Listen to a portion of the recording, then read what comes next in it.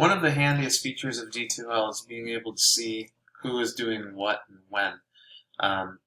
So the way you can do this is by going to the class list tool. So we click on class list, and then you can see everybody in your class. So here's my class list, obviously.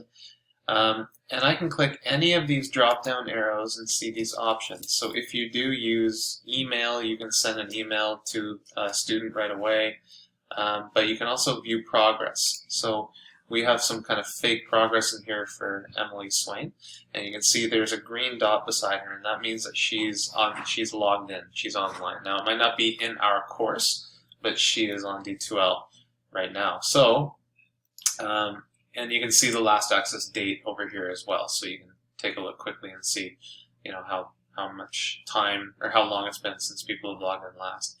So if I click the drop down and I go to view progress, this will give me an in-depth look at this student. So I can see grades, objectives, contents, discussion, assignments, quizzes, everything.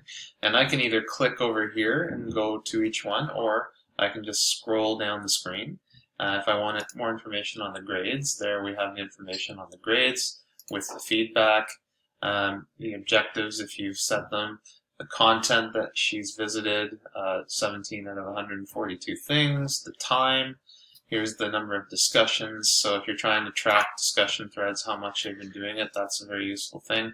Assignments have been submitted, 1 out of 1, one's been graded, shows you how many are awaiting grade.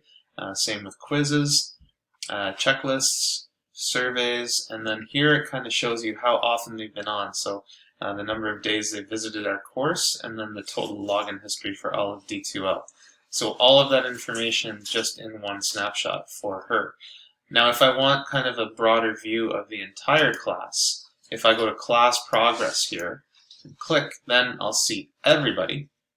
And so this is a dummy class, so no one's done anything, but you can see here's a login back in July. It shows you the date. And then over here, if I click, you can see here's Emily, the one with more activity, and she's got some grades for her here. Content completed shows up. So this just gives you a general snapshot. And then if you want to dig deeper into one of the students, you can just click on the name, and that'll take you right back to where we were. So this is a really good way to make sure that your students are accountable and responsible, doing what they're supposed to be doing. It's also something that you can use as kind of something to report on if you need to talk to a student about the work they've been doing, or talk to a parent about the work they've been doing.